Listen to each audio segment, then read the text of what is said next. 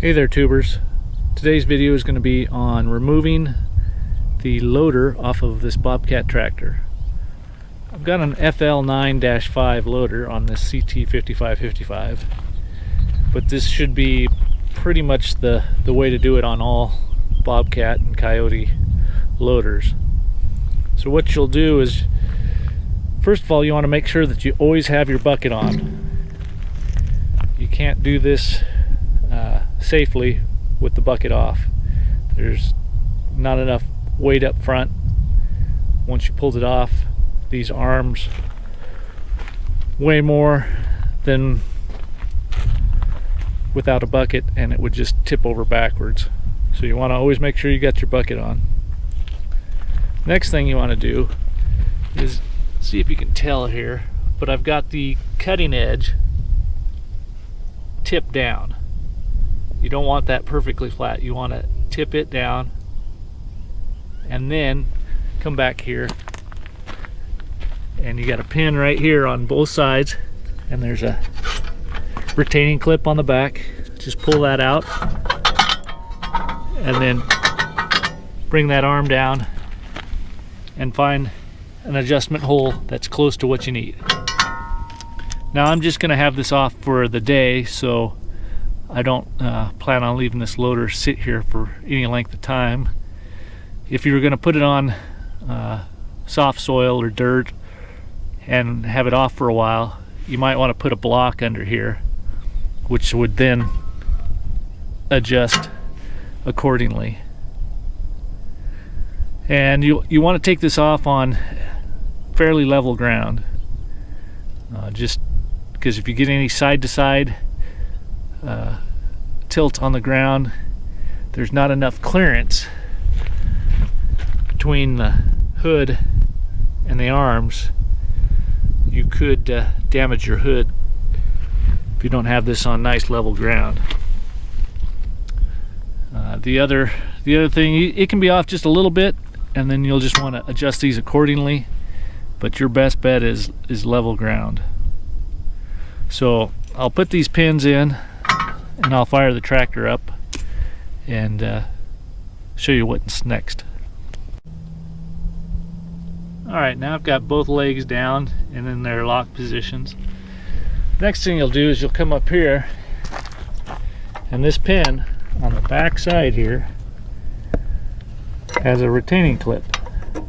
Just pull that out, pull your pin out, do that on both sides, and then you'll be ready to jump in the cab.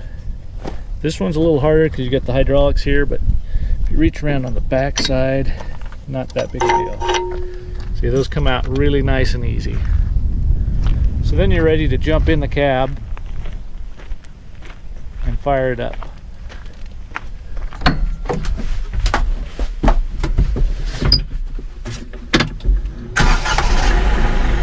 Alright, so what you're going to do is you're going to curl your bucket up. So pulling the lever in just a little bit, just to get some weight on those legs down there. Once you got weight on the legs, then you'll push your joystick forward, which is retracting the cylinders on the lift arms. You just keep doing that, and it just pops right free. So now, jump out here. You can see that we're clear all the way around.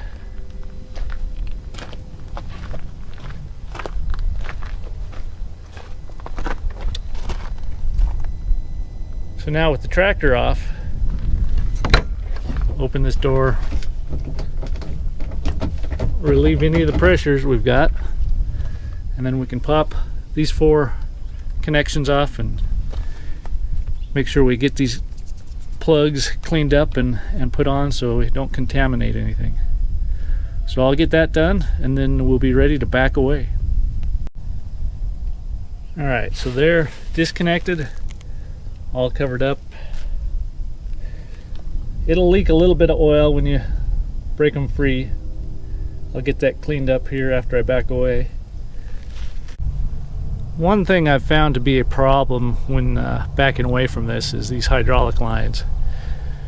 They don't give you enough line to where you could loop it around and stick it somewhere out of the way. And they're so short that they're stiff, and they'll get caught right in here as you back away. So what I do is wrap a bungee around it, just run it up to a spot to hold them out of the way so that I can actually back away from it. So now we're fired up, ready to back away.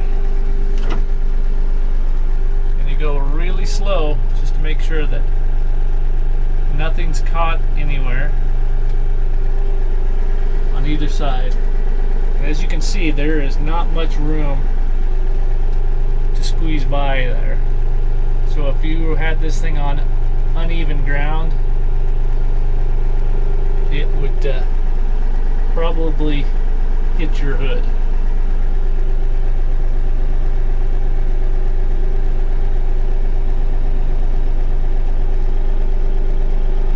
There, we're clear of it.